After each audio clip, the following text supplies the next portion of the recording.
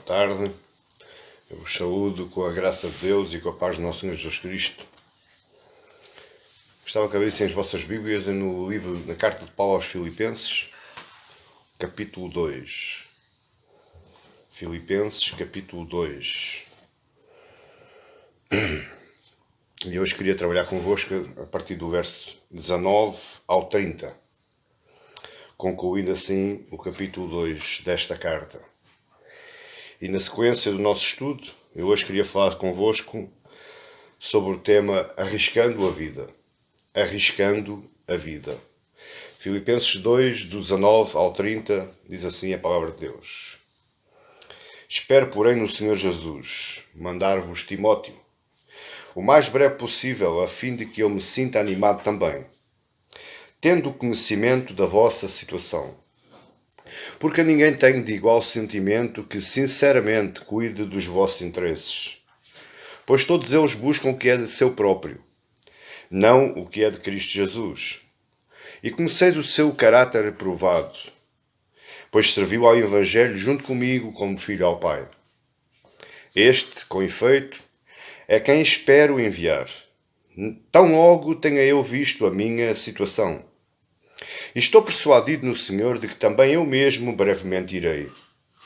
Julguei, todavia, necessário mandar até vós Epafrodito, por um lado, o meu irmão, cooperador e companheiro de lutas, e por outro lado, vosso mensageiro e vosso auxiliar nas minhas necessidades.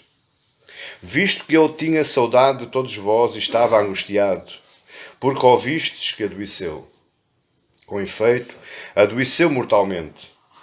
Deus, porém, se compadeceu dele, e não somente dele, mas também de mim, para que eu não tivesse tristeza sobre tristeza. Por isso, tanto mais me apresso em mandá-lo, para que, vendo-o novamente, vos alegreis, e eu tenha menos tristeza. Recebei-o, pois, no Senhor com toda a alegria, e honrai sempre homens como esse, visto que, por causa da obra de Cristo, chegou ele às portas da morte e se dispôs a dar a própria vida, para suprir a vossa carência do socorro para comigo. Só até aqui a palavra do Senhor. Oremos. Senhor Deus, é um privilégio, meu Pai, e eu te louvo por esse privilégio. Estarmos na presença da Tua palavra, com ela aberta nas nossas mãos, e com o nosso coração e nossa alma em expectativa, Senhor, de entender e aprender tudo aquilo que está pasmado nestas páginas, Senhor, tudo aquilo que vai ser falado esta noite. Senhor, me ajuda a pregar. Senhor, me ajuda a ensinar. Faz de mim, Senhor, um instrumento vivo que Tu possas utilizar. Que eu seja, Senhor, um canal de bênçãos ao coração destes meus irmãos e a todos aqueles que me assistem através deste vídeo gravado. Que seja assim, Senhor, para a honra e glória do Teu nome. Que o abrir dos meus lábios e o meditar do meu coração sejam, meu Pai, agradáveis na Tua presença. Meu Deus, meu Rei e meu Senhor. Amém e amém. E glória a Deus. Arriscando a vida.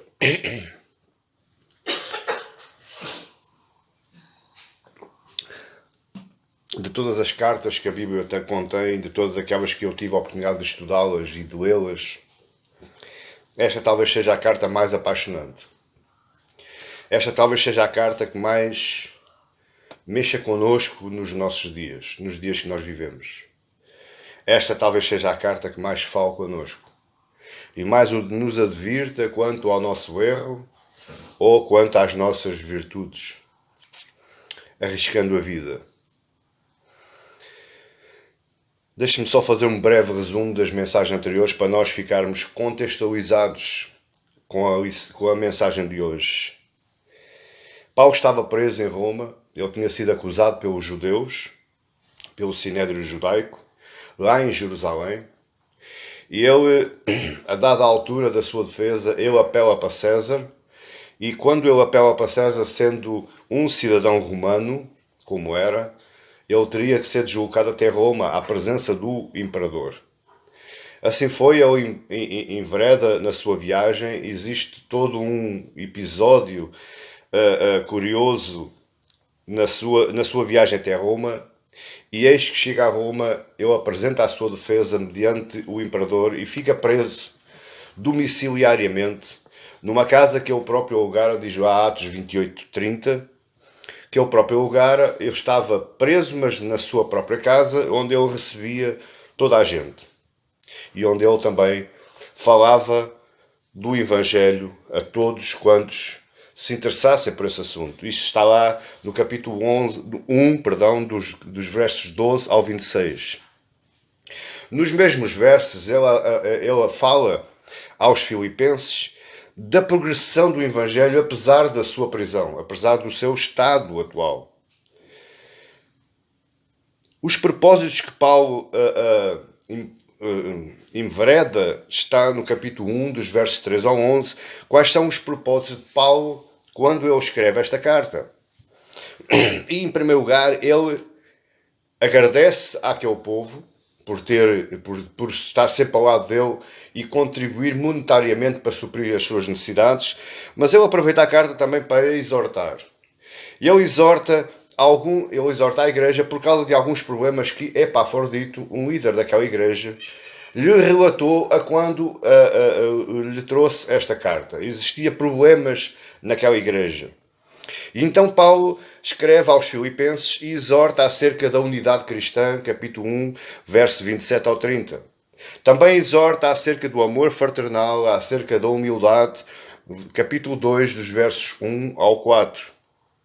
E na última mensagem nós vimos que depois de tudo isso, depois daquele povo acatar estas exortações, eles deviam desenvolver a sua salvação. Está no capítulo 2, dos versos 5 ao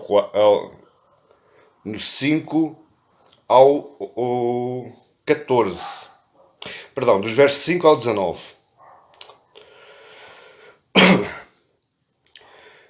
Também vi num breve resumo desta carta e dos seus objetivos, nós vemos, como eu falei, em primeiro lugar, esta carta divide-se em 3 partes. A primeira parte é o agradecimento aos filipenses por a ajuda dada, porque a igreja de Filipos foi a única igreja que nunca abandonou Paulo naquilo que tocava às suas necessidades, ao suprimento das suas necessidades, tanto psicológicas, mas muito mais na área monetária. E ele tem pelo menos 2 exortações gerais.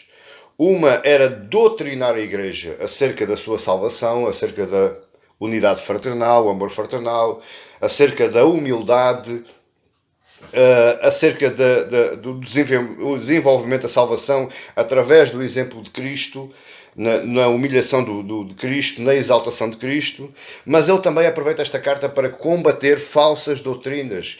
E nós vemos aí, a partir do capítulo 3, que estava-se a aproximar, ou já estava lá dentro da igreja, falsos mestres, homens que proclamavam uma outra doutrina, uma falsa doutrina, uma doutrina diferente à doutrina apostólica de Paulo. E também ele aproveita esta carta para informar a igreja quanto aos seus planos futuros. E este é um dos pontos que nós vamos falar hoje. No texto lido, Paulo continua revelando os seus planos e inclui 2 colaboradores nesses mesmos planos. E é esse que nós vamos ver. Quem são estes 2 colaboradores e porque é que Paulo os inclui nos seus planos? São eles Timóteo e Epafrodito. Timóteo era um companheiro, como está aí nos versos 19 até ao 24. Era um companheiro de Paulo, era um filho da fé. Paulo tinha-o disciplinado na doutrina cristã e era um homem que Paulo respeitava muito, amava muito. Mas também existia Epafrodito. Nós sabemos pouco deste homem, mas sabemos que ele era um líder daquela igreja. E era um homem muito respeitado e amado também por Paulo por causa do trabalho que ele continuou a partir de que Paulo sai daquela igreja. E ele aproveita para colocar estes 2 homens, Timóteo e Epafrodito, como exemplos práticos daquilo que ele tinha acabado de falar. O que é que ele acabou de falar? No exemplo de Cristo, no amor fraternal e a humildade, e no desenvolvimento da salvação. Timóteo e Epafrodito são 2 exemplos vivos, práticos daquilo que era o sentimento de Cristo que ele fala aí no verso 5. Ou seja, a submissão, a humilhação, o esvaziamento de si próprio e a renúncia das próprias vidas são características do exemplo que ele queria fazer passar à igreja. Ele queria enviar estes dois homens àquela igreja como exemplos vivos, prontos para serem seguidos por essa mesma igreja que estava em Filipos. Submissão, humilhação, esvaziamento, renúncia. É caso para dizer, tínhamos nós, hoje, igreja, comunidade cristã, estes atributos vitais para as nossas vidas. Tínhamos nós, e esse é o ponto para nos fazer meditar neste sermão de hoje. Todo este sermão vai ser rodeado entre Timóteo e Epafrodito e as suas qualidades ministeriais e cristãs dignas de serem seguidos como exemplo, não só individualmente, mas também como comunidade cristã. E estes são dois exemplos de homens que a igreja de Filipos conhecia muito bem, como nós vamos ver. Portanto, estes textos giram em torno destes dois homens e dos seus exemplos, Timóteo e Epafrodito. E eu queria começar o primeiro ponto por Timóteo. Quem era Timóteo? O que é que chama a atenção a Paulo a pontos de ele querer enviar este homem, este colaborador, a Filipos? No verso 19 ao 24, ele reserva estes versos para o seu discípulo, o seu filho na fé. Espero, porém, no Senhor Jesus mandar-vos Timóteo o mais breve possível, a fim de que eu me sinta animado, também tendo conhecimento da vossa situação. Porque a ninguém tenho de igual sentimento que sinceramente cuido dos vossos interesses. Pois todos eles buscam o que é o seu próprio, e não o que é de Cristo Jesus. E conheceis o seu caráter provado, pois serviu ao Evangelho junto comigo como filho ao Pai. Este, com efeito, é quem espero enviar tão logo tenha eu visto a minha situação. E estou persuadido no Senhor de que também eu mesmo brevemente irei. Timóteo estava na sua prisão domiciliária, mas isto não o travou, não o parou de pensar.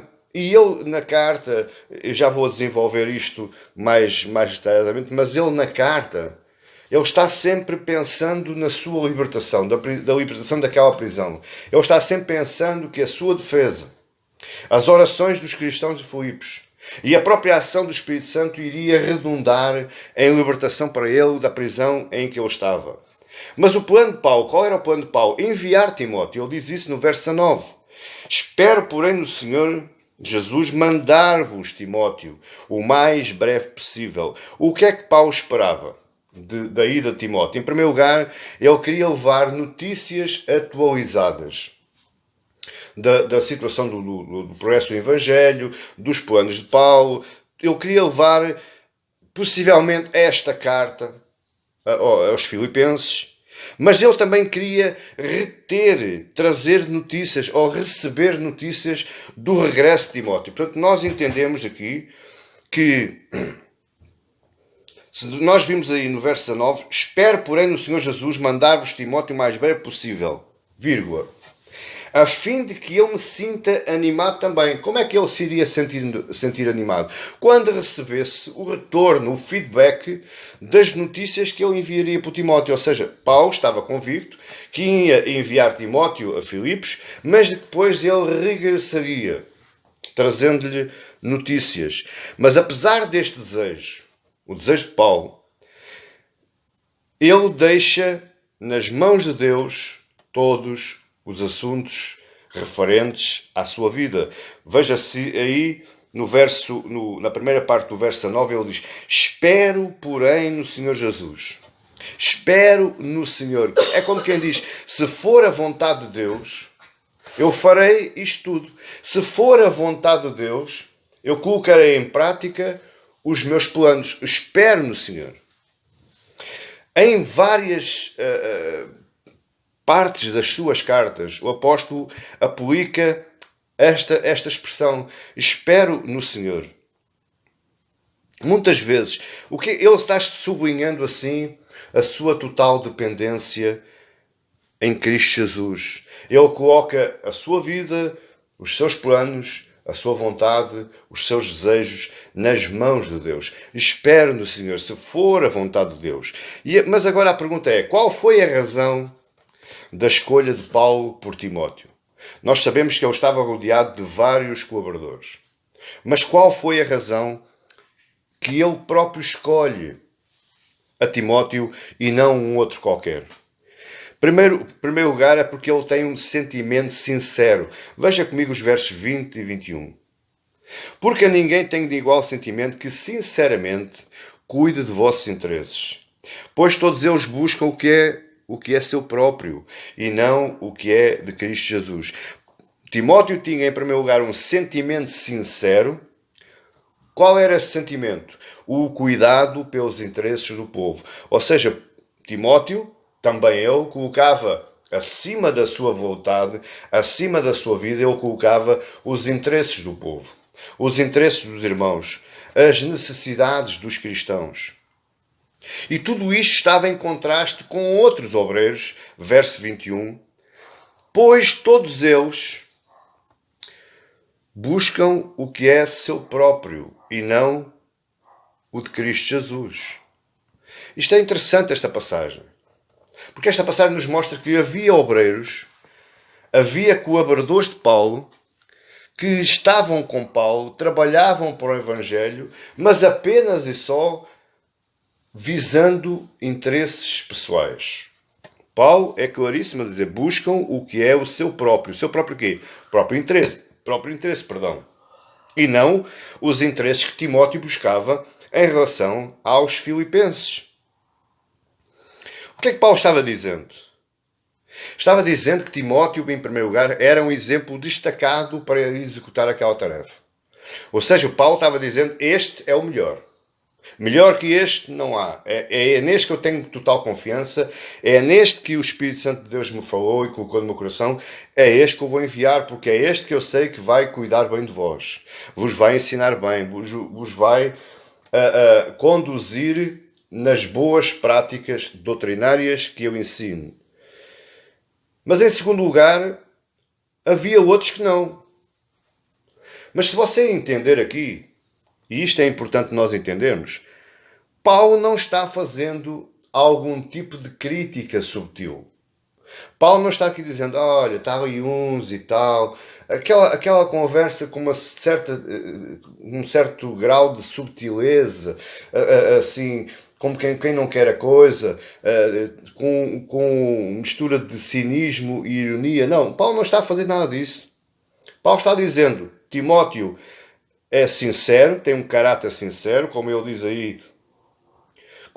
aí no verso 22, o seu caráter provado, portanto, ele é um caráter provado e aprovado, ele já tinha dado mostras do seu caráter, ele não era como o vento, que fazia e dizia conforme a altura ou a ocasião que mais lhe convinha. Não, ele era sincero, era de caráter aprovado, mas existiam outros que não. Infelizmente para Paulo, infelizmente para nós. E isto não é nada diferente de nós hoje. Esta carta é recheadíssima de exemplos práticos da nossa vida diária e cotidiana do século XXI, nos dias de hoje. Hoje, domingo, existem pessoas que trabalham com um coração sincero, com o caráter provado, honestos, verdadeiros, justos, santos.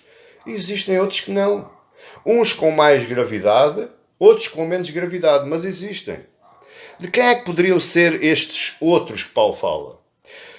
Nós sabemos que Silas, Barnabé, Apolo, Áquila, Priscila, Aristarco, Clemente, Marcos, Onésimo, Filemon, Tíquico e outros faziam parte do seu grupo de colaboradores.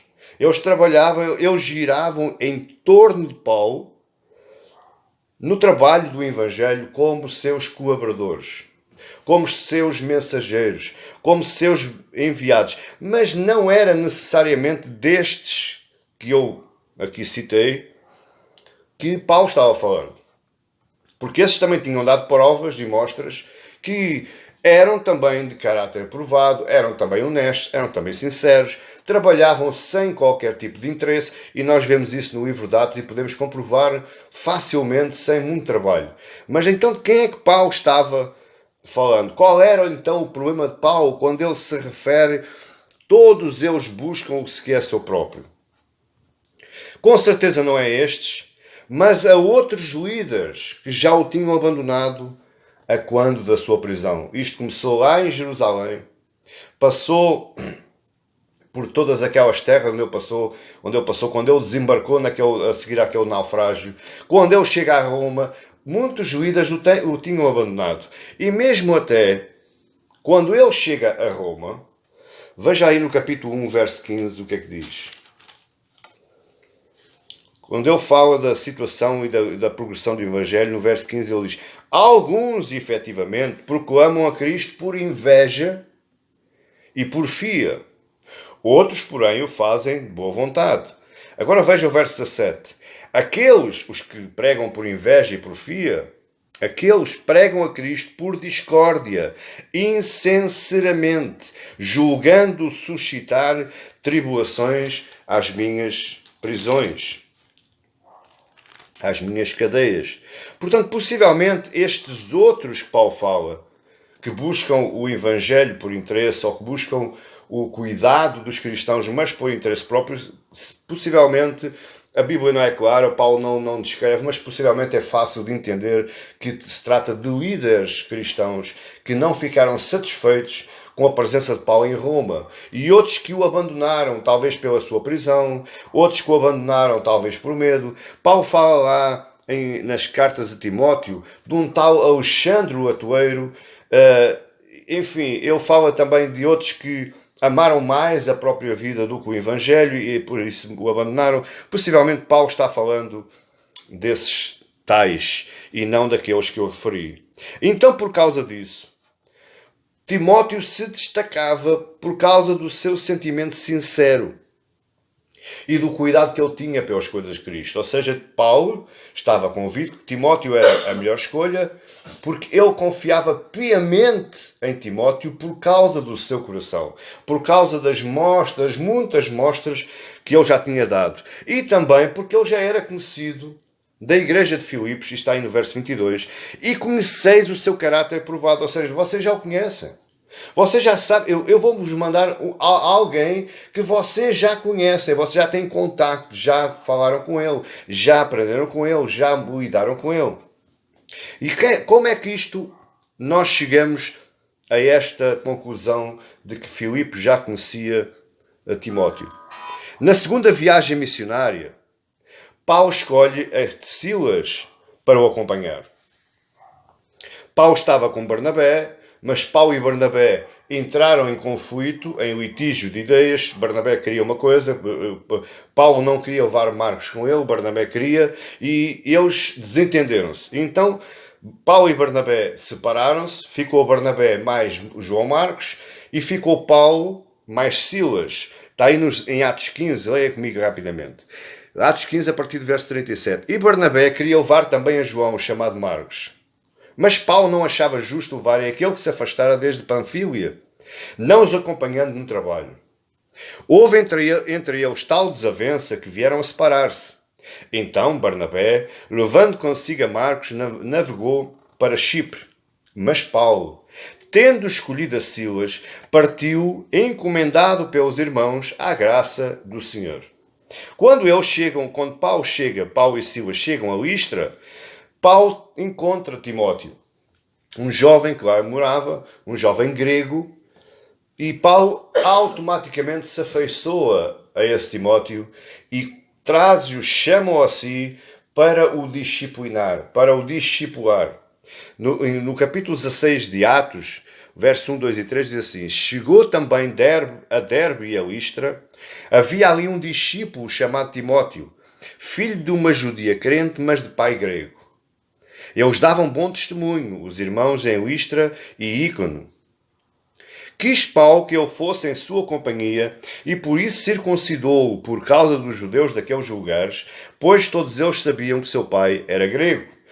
Logo ali em Listra, Paulo pega naquele discípulo, naquele jovem, circuncida-o por causa dos judeus, para dar exemplo aos judeus.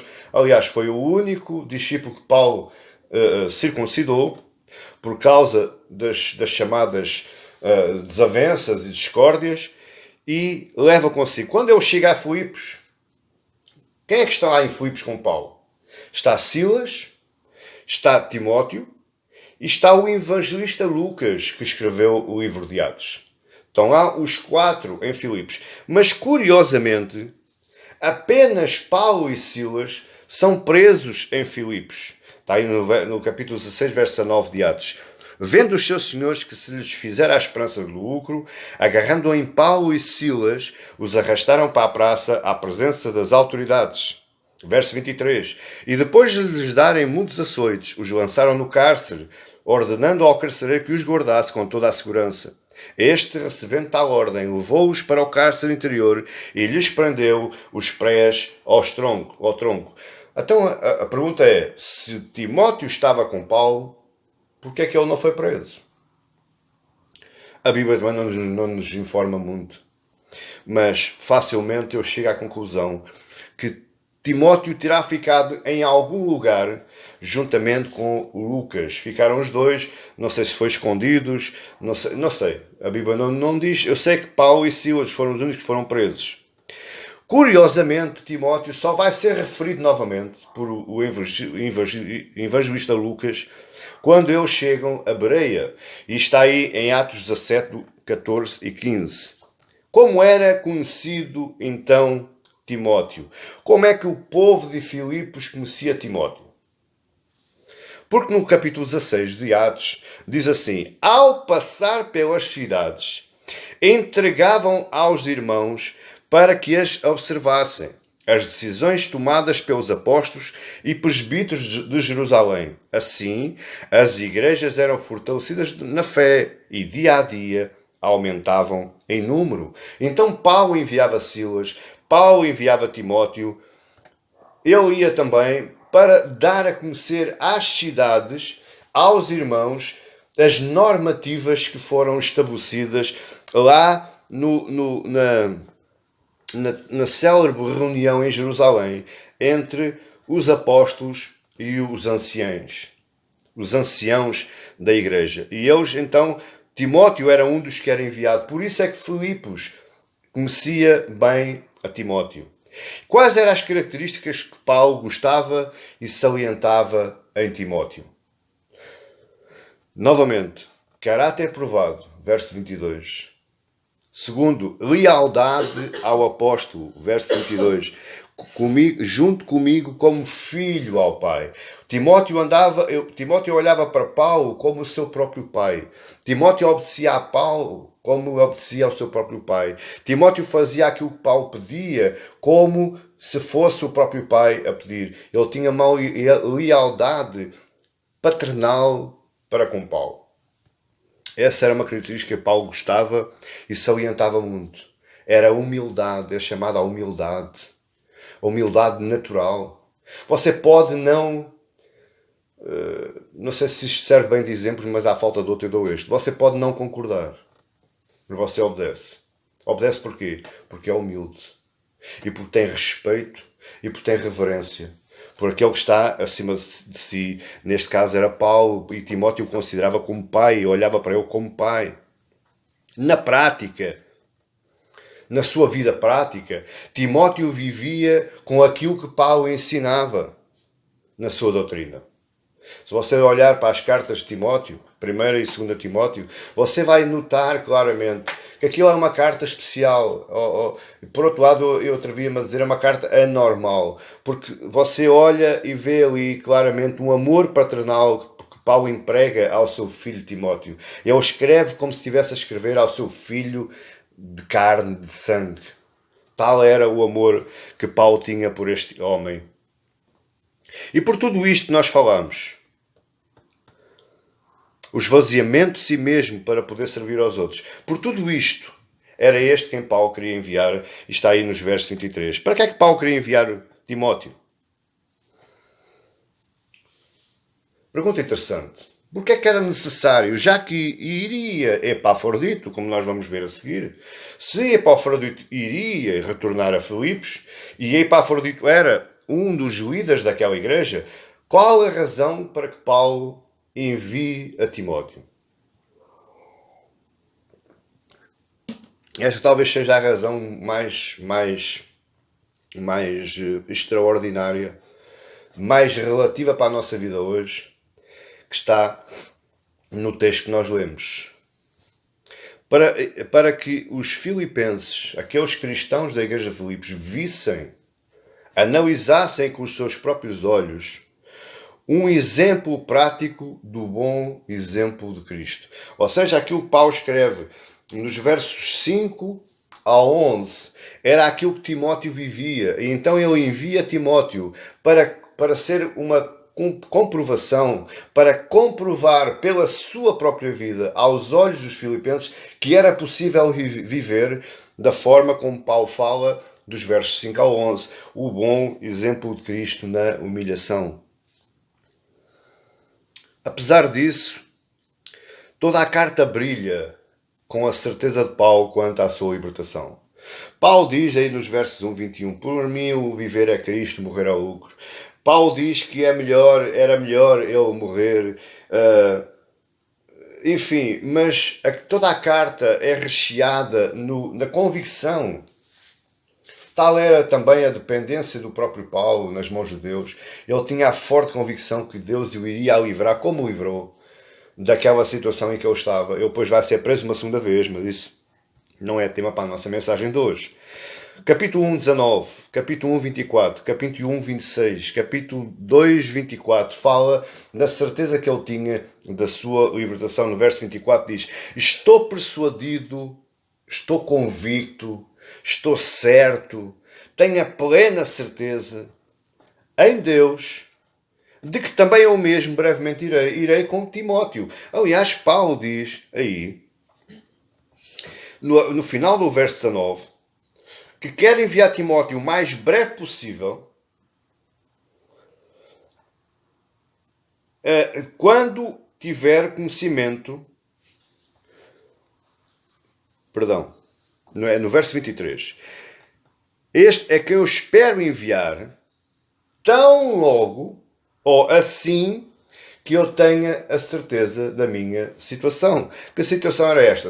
Ou ele era liberto, ou ele era condenado. Se ele fosse liberto, ele iria com Timóteo. Se ele fosse condenado, Timóteo iria sozinho, mas a certeza era que Timóteo iria ter com os irmãos à igreja de Filipos. Ao mesmo tempo que Paulo tem esta certeza, ele deixa sempre escapar a sua convicção quanto à reserva divina. Ele sabia que a Deus competia a decisão final. Isto é tão importante para nós aprendermos. A Deus compete a decisão final da nossa vida. Eu mais à frente vou falar de planos. E nós devemos fazer planos. Nós devemos conjugar os nossos planos juntamente com os dias da nossa vida. Mas ter sempre em mente algo muito importante. A Deus e apenas a Deus compete a decisão final da nossa vida.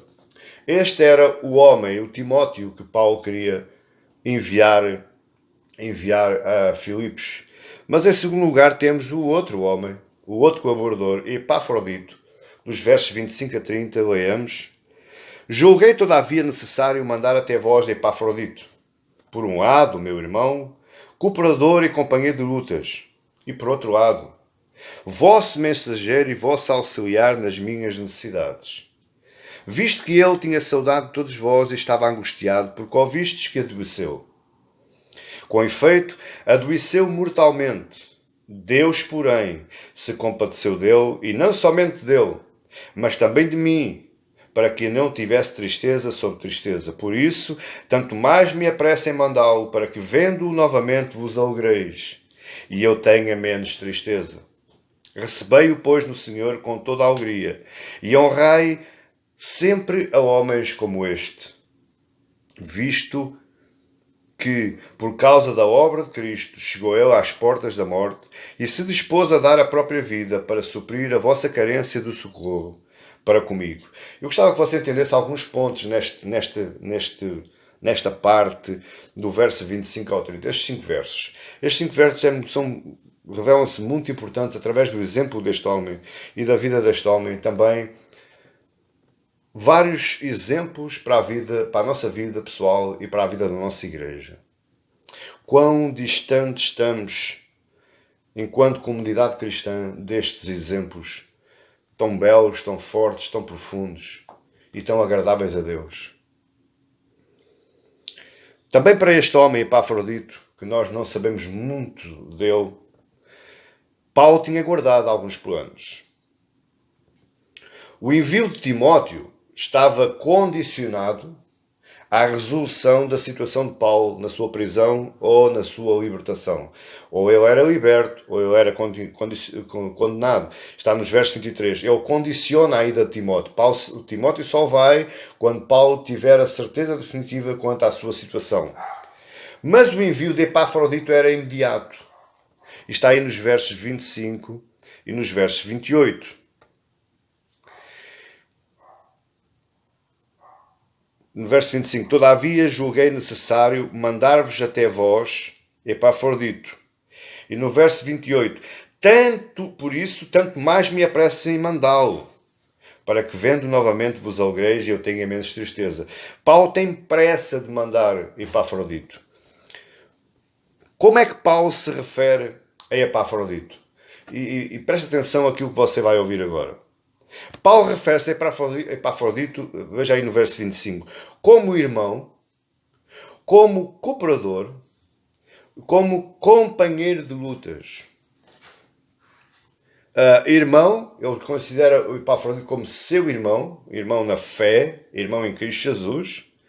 Paulo considera Epafrodito como seu colaborador, seu cooperador, está junto com ele na sua luta para a progressão do Evangelho, mas também como companheiro de lutas. E Paulo está aqui utilizando um termo militar.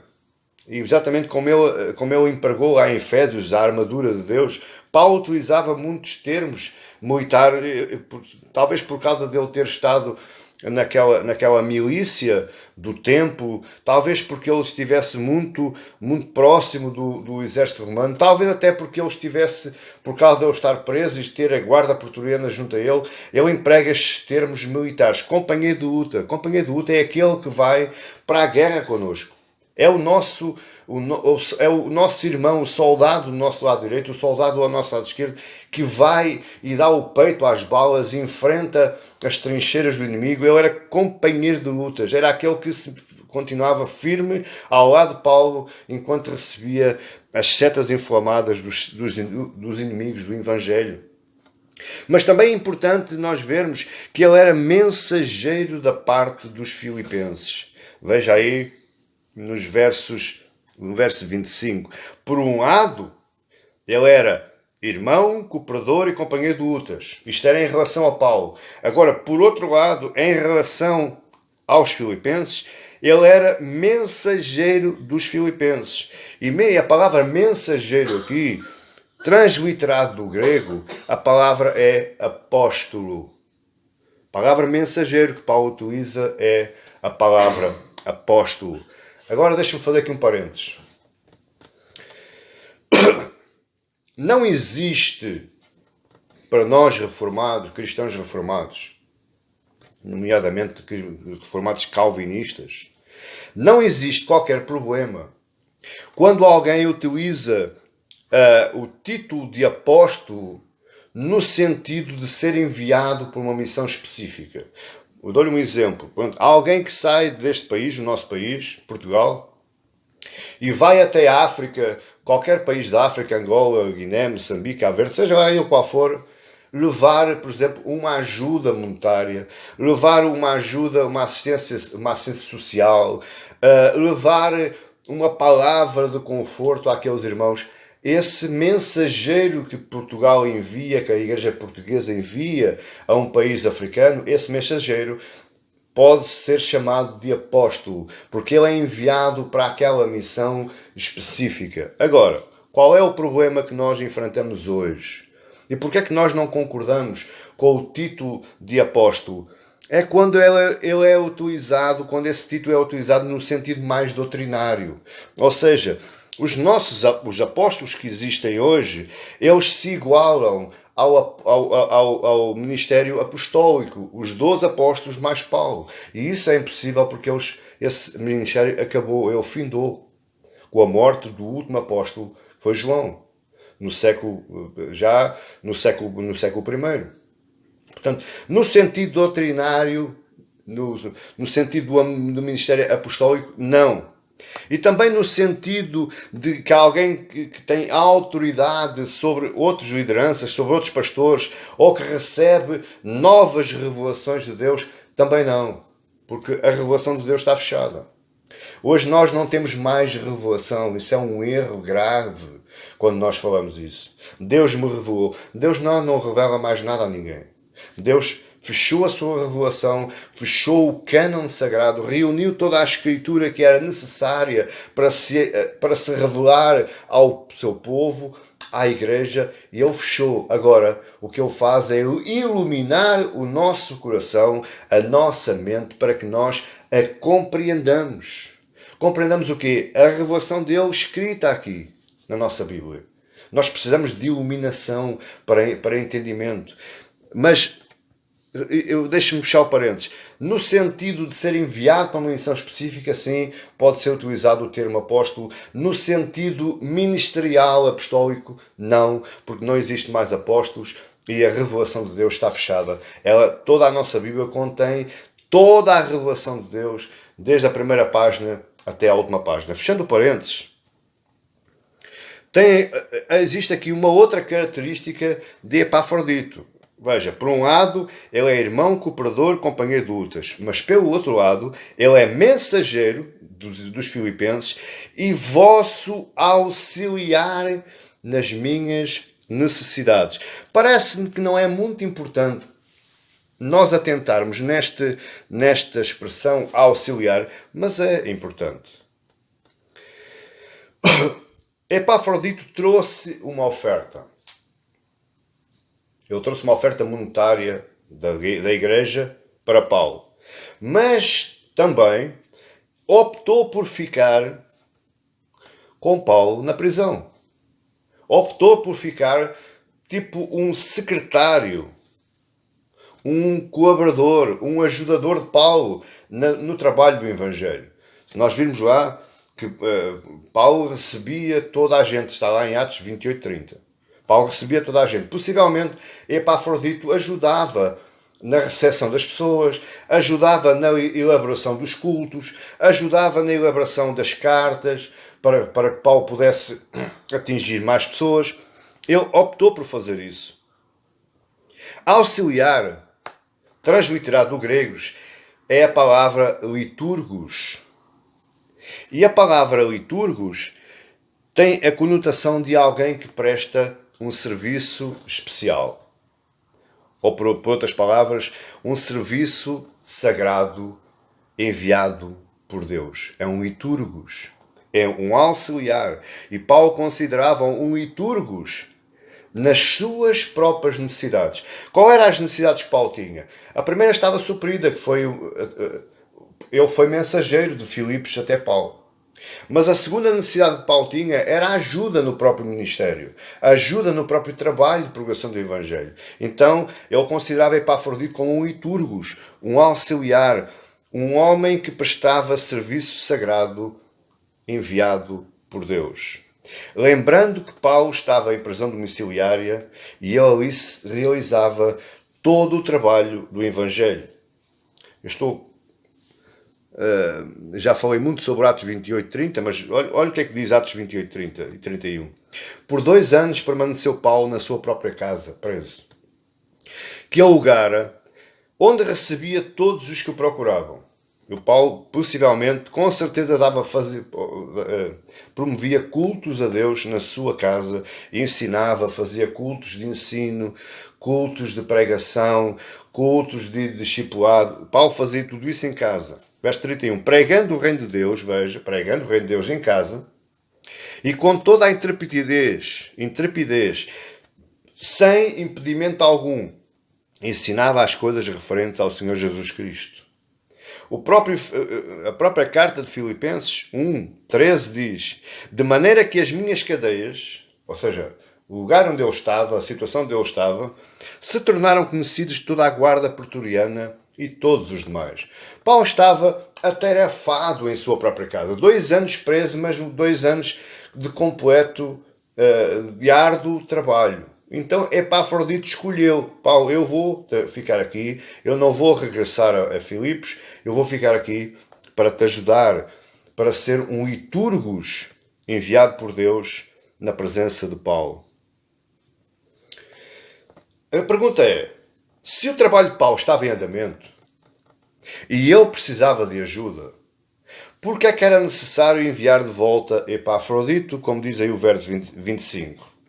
Em primeiro lugar, nós reparamos que no verso 26, Epafrodito estava com saudades. Diz aí verso 26. Visto que ele tinha saudades de todos vós. Epafrodito estava saudoso, estava com saudades. Isto mostra que Epafrodito ficou junto de Paulo há algum tempo significativo. Mas em segundo lugar, no verso 27, nós vemos, no verso 26 ainda, estava angustiado porque ouviste que adoeceu, chegou aos ouvidos da igreja de Filipos que Epafrodito tinha adoecido. No verso 27, com efeito, é verdade, adoeceu mortalmente. Deus, porém, se compadeceu dele, e não somente dele, mas também de mim, para que eu não tivesse tristeza sobre tristeza. Esta palavra angustiado, no verso 26, é a mesma palavra que os evangelistas utilizam para a angústia de Jesus no jardim do Getsemane. Quando ele diz para os discípulos: fiquem comigo, orem comigo, porque a minha alma está angustiada de morte.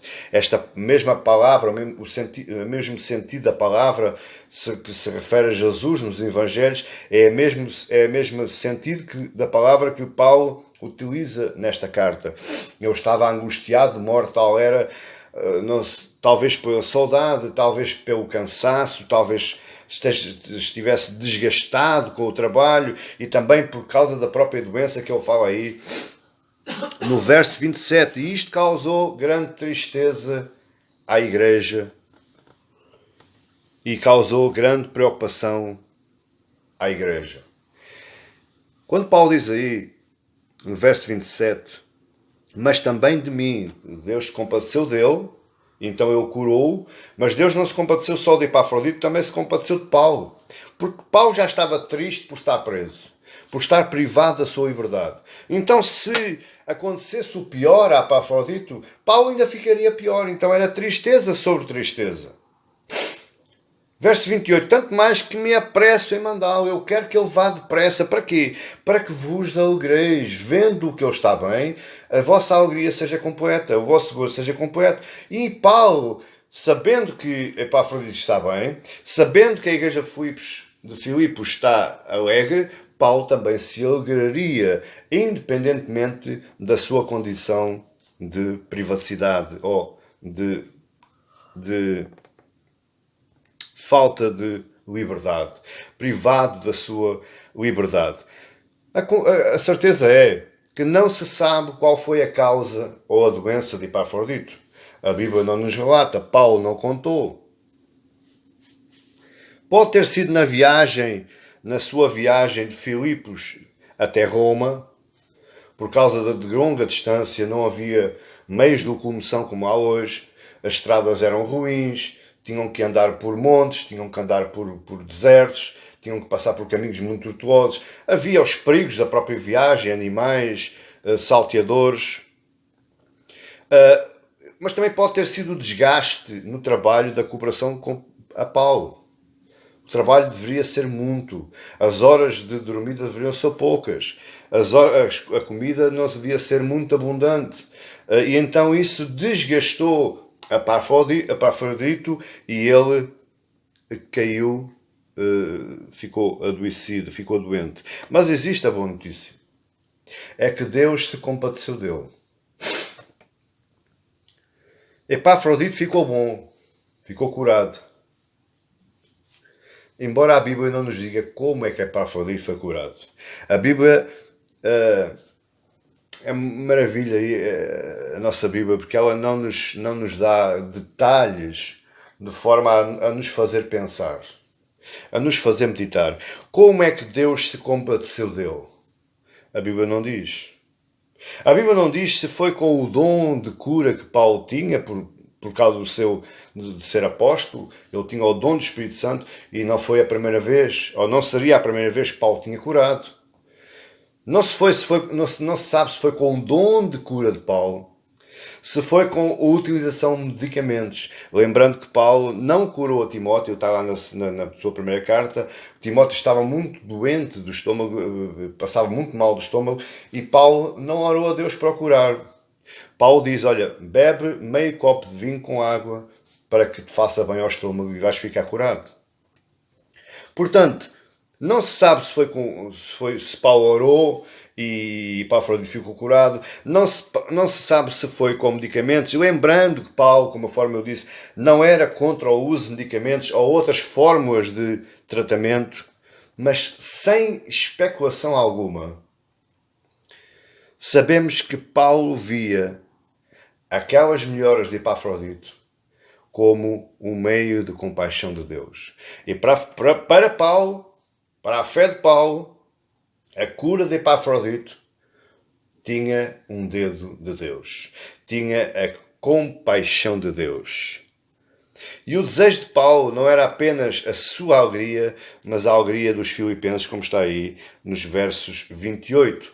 Para ele não ter tristeza sobre tristeza, e ele queria que os filipenses se alegrassem.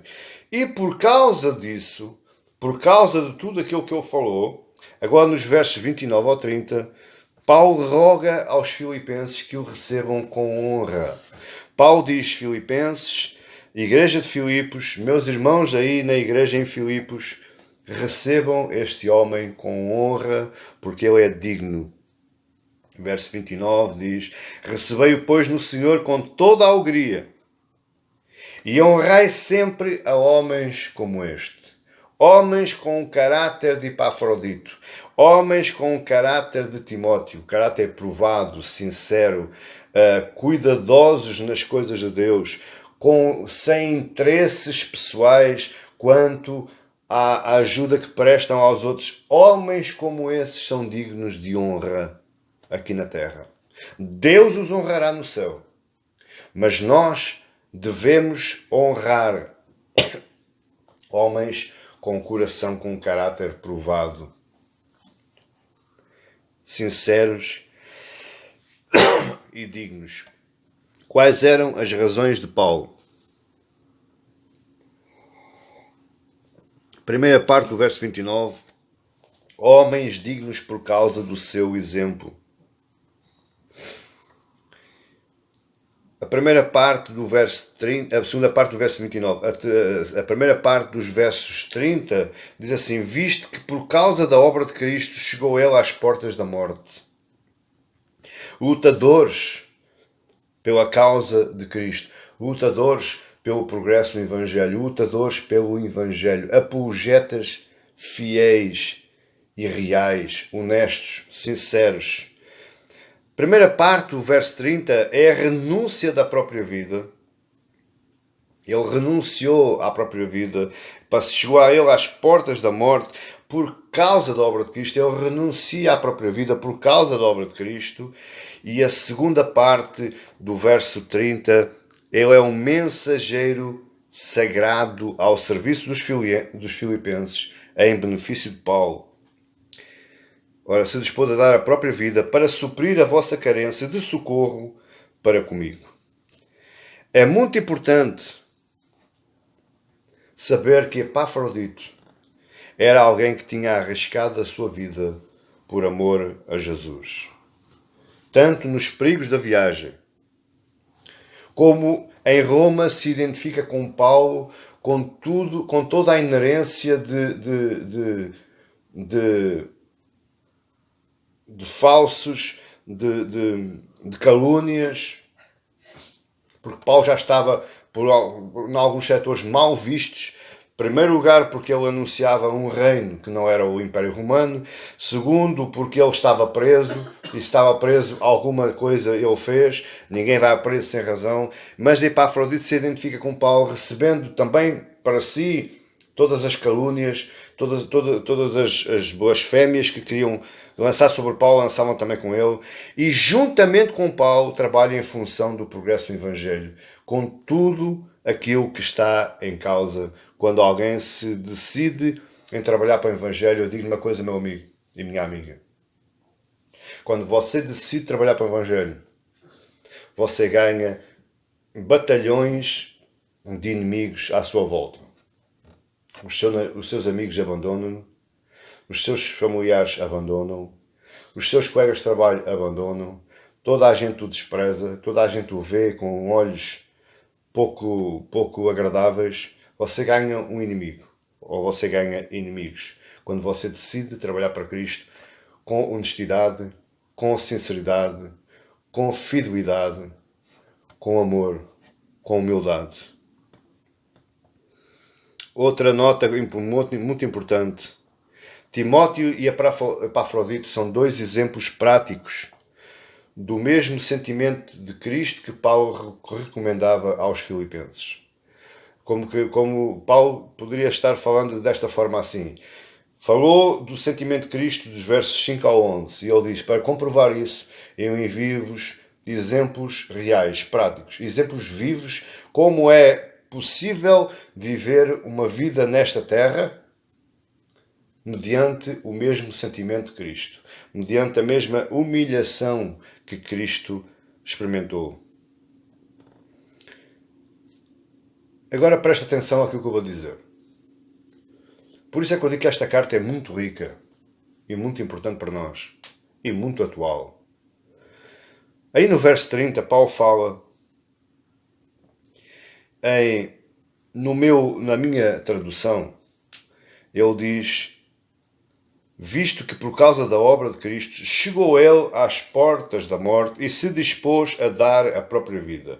Mas se você for, por exemplo, à nova tradução, a nova Almeida atualizada, que para mim é uma tradução espetacular, extraordinária, mas muito fiel aos originais, Paulo emprega o termo arriscar a sua vida.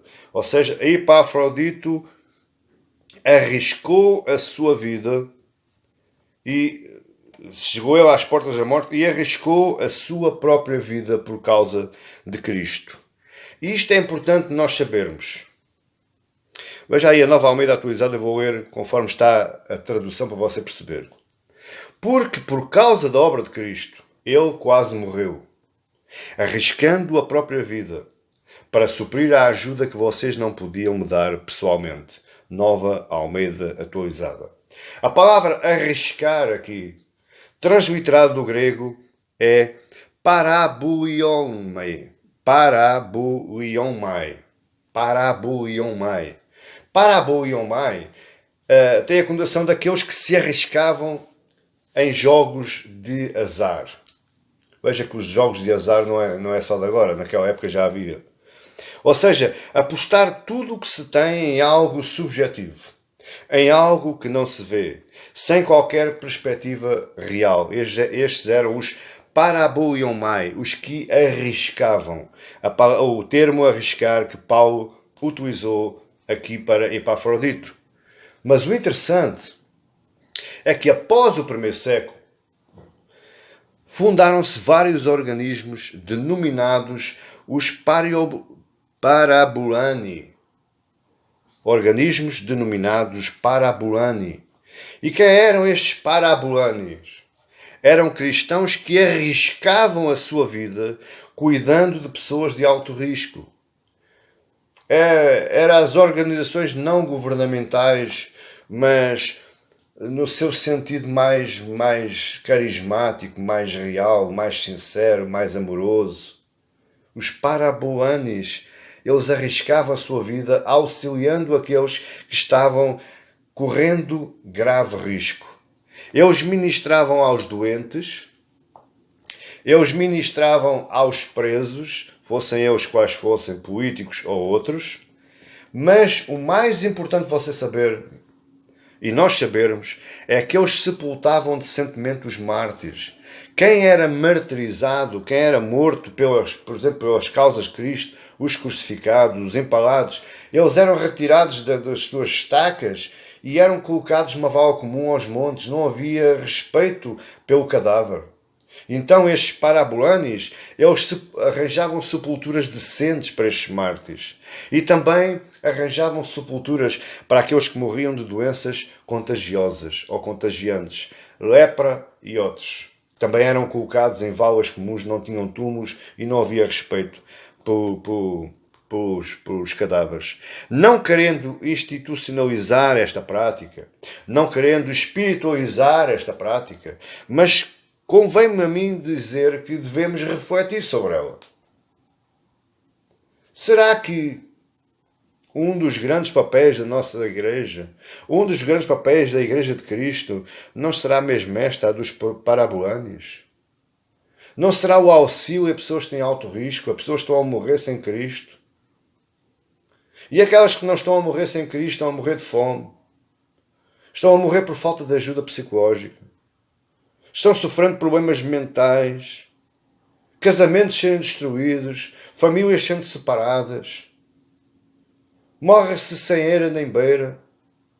Será que esta não é a função que se perdeu no tempo da Igreja de Cristo de hoje? Parabolanes, cristãos que arriscam a sua vida cuidando de pessoas de alto risco. Meditemos nisto. Fique na nossa cabeça. Há alguém que arrisca a sua vida em favor de outro. Esse alguém tem que, forçosamente, é alguém que tem um caráter aprovado para o serviço do Evangelho. Quem é que está disposto a isto nos dias que correm? Ninguém. Hoje só queremos o nosso bem-estar, hoje só queremos a nossa privacidade, hoje só queremos o bem bom do nosso sofá, não nos preocupamos com ninguém, não nos chateamos com ninguém, não nos aborrecemos com as coisas alheias, não faz parte da minha vida, não tem nada a ver com isso. E é assim que nós funcionamos. Cristãos e tudo. Igrejas de Cristo trabalham assim, com esta mentalidade, hoje. Queridos, para terminar, o que é que este texto nos ensina? O que é que podemos aprender? 5 pontos que eu queria falar convosco rapidamente.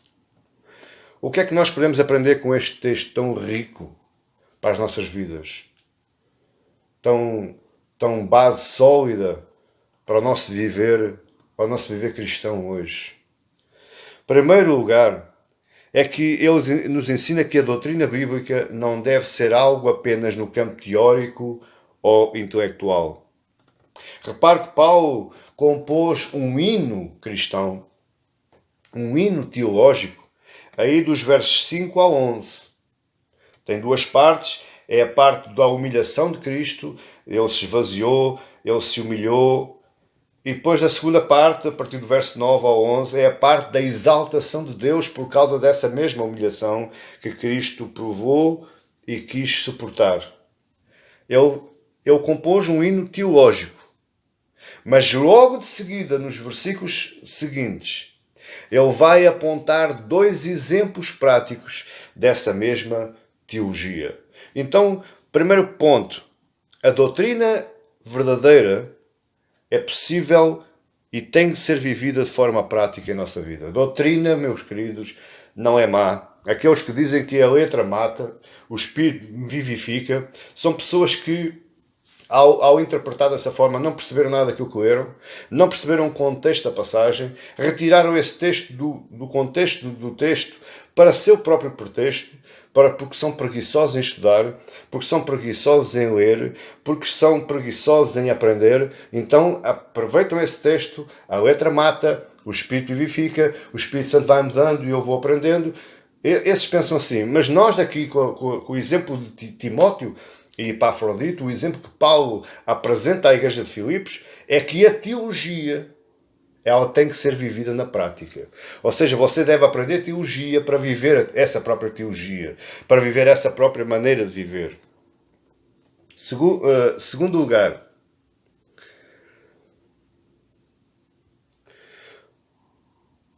apesar do seu dom espiritual, de receber de Deus as orientações, ou seja, o Paulo recebia revelações de Deus, apesar disso, Paulo gostava de fazer os seus planos utilizando o seu bom senso. Ou seja, ele recebia planos de Deus, mas ele fazia planos seus, com o seu bom senso, com a sua inteligência, visualizando as circunstâncias que o rodeavam. Paulo era um homem muito prático, e nós vemos isso nas cartas e no livro de Atos. Ele era muito prático e ele utilizava muito bem todas as suas circunstâncias, as circunstâncias que o rodeavam. E isto nos ajuda, este exemplo de Paulo nos ajuda a fugir do misticismo evangélico. Eu só faço aquilo que Deus me manda. Eu estou aqui à espera, sentado no monte, à espera que Deus me fale, e quando Deus me falar eu começo a fazer. Eu só faço aquilo que eu sinto. Meu querido, se existe homem mais prático, é Paulo. Paulo foi o apóstolo mais prático. Por isso é que ele abriu mais igrejas, por isso é que ele escreveu mais cartas, por isso é que ele pastoreou mais crentes. Porque ele era prático, ele utilizava a sua vida, olhava a sua vida, analisava os prós e os contras e agia. Claro, tudo isso debaixo da dependência de Deus. E diz aí mesmo no verso 9, espero, porém, no Senhor Jesus. Mas o que é que ele ia esperar? Mandar-vos. Ele queria mandar Timóteo. Mas ele esperava em Jesus. Ele confiava na sua dependência em Deus. Paulo recebia as doutrinas de Deus, mas planeava a sua vida em função do bom senso, da sua inteligência. Porque ele podia não mandar Epafrodito. Mas ele queria mandar Epafrodito porquê? Primeiro, por causa do próprio Epafrodito estar desgastado, estar angustiado, estar com saudades. E segundo, por causa da igreja, que estava também com saudades, estava preocupada e estava triste. Portanto, veja que Paulo utiliza o bom senso e as circunstâncias que o rodeiam. Isto independentemente do seu dom de receber as doutrinas diretamente de Deus. Em terceiro lugar, as amizades baseadas na mesma fé produzem relacionamentos profundos e afetivos. Isto é muito importante para nós entendermos, a igreja. Oh, querida igreja, o que é que fazia com que todos os intervenientes desta carta tivessem relacionamentos tão profundos entre eles? Paulo, Epafrodito, Timóteo, a própria igreja. Eles se amavam, eles se respeitavam, eles se alegravam entre eles, eles se entristeciam entre eles. O que é que fazia que estes relacionamentos fossem tão profundos entre eles? A saudade, a angústia, a preocupação, a alegria extrema, a tristeza, o arriscar da sua vida em função de outros, porque era baseada numa mesma fé. Quem tem a mesma fé, quem ama pela mesma fé, ele tem relacionamentos profundos e afetivos com aquele que tem a mesma fé. Aquele que tem o mesmo sentimento. Aquele que vive através do mesmo Espírito. Por isso, Paulo, novamente, na carta de Efésios, ele fala uma mesma fé, uma mesma fé, o mesmo Senhor, o mesmo Espírito. Quem vive na mesma fé ama com sinceridade, ama de verdade, não é fingimento. E ama com um amor que é raro no mundo atual em que nós vivemos, que é o amor altruísta, aquele que ama sem esperar nada em troca.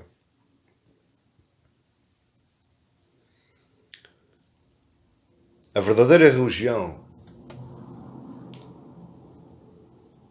ou a verdadeira fé,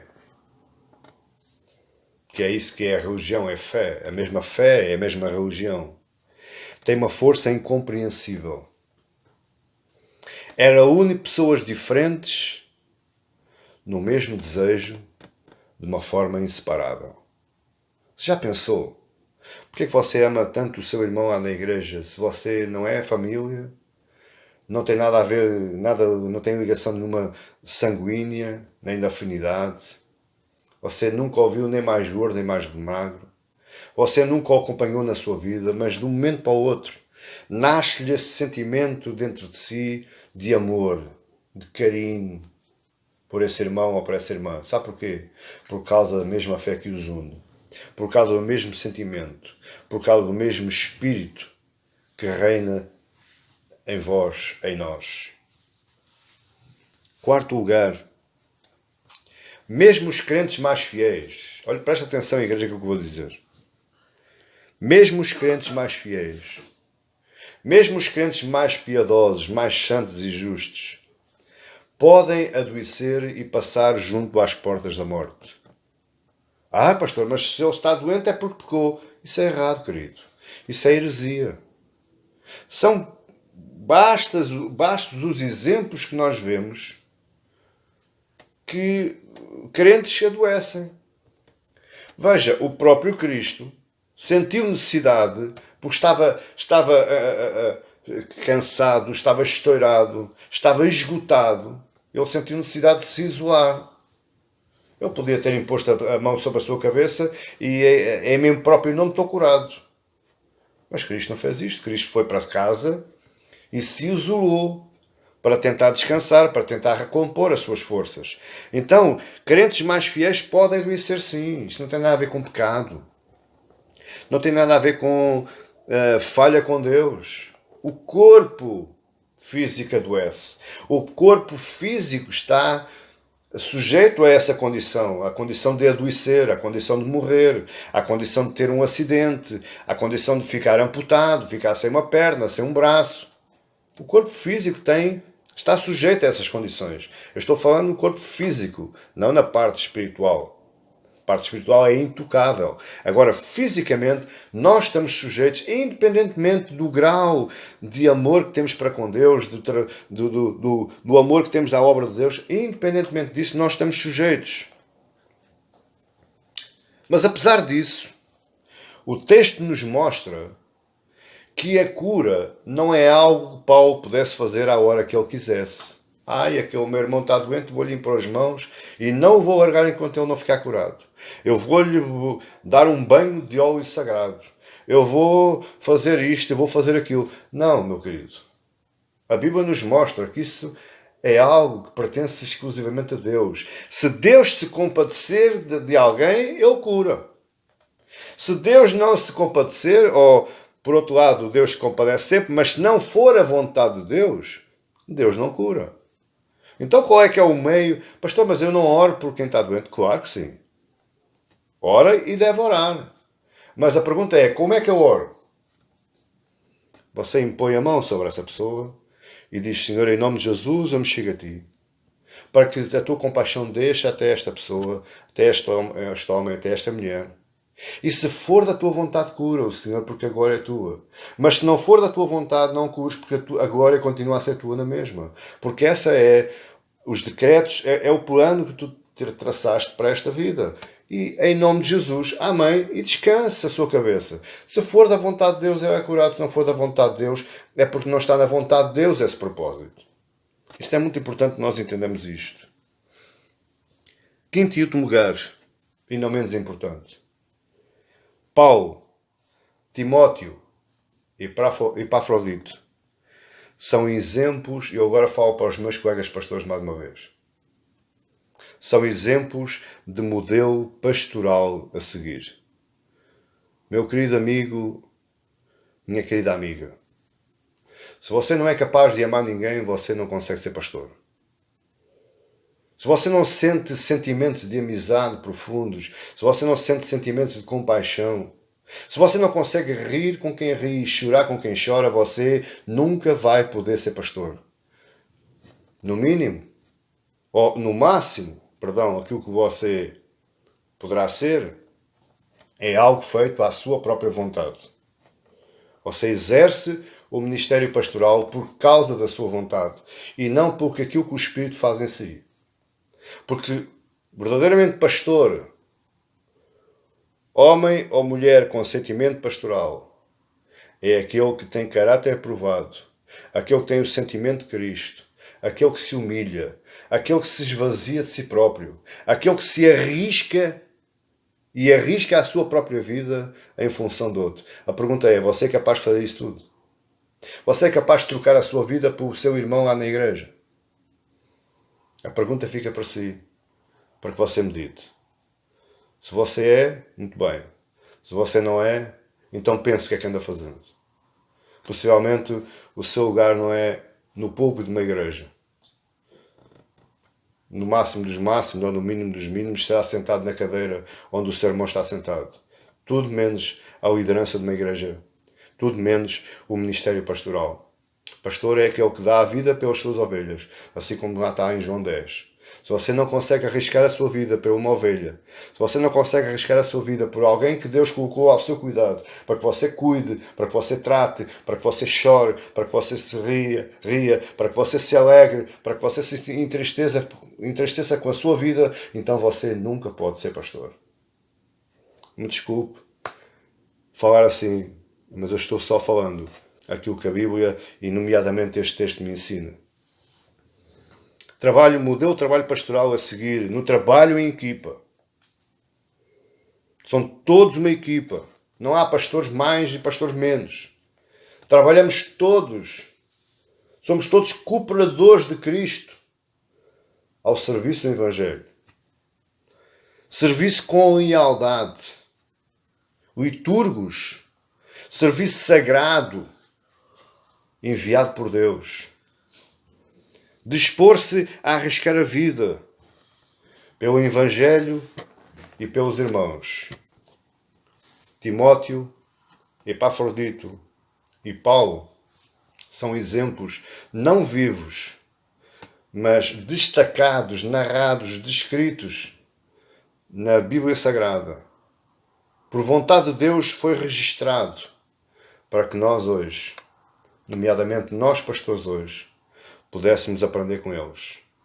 Carta de Filipenses é uma carta tão importante, tanto para a igreja, como que para aquele que a pastoreia. Amém, igreja. Ó Senhor, te louvo, meu Pai, pela tua grande compaixão.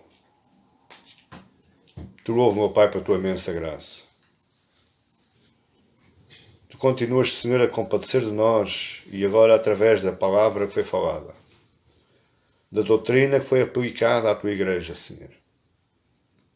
Eu peço, meu Pai, nesta hora, em união do Espírito com os meus irmãos, que ela seja real nas nossas vidas, que ela seja realmente aplicada nas nossas vidas.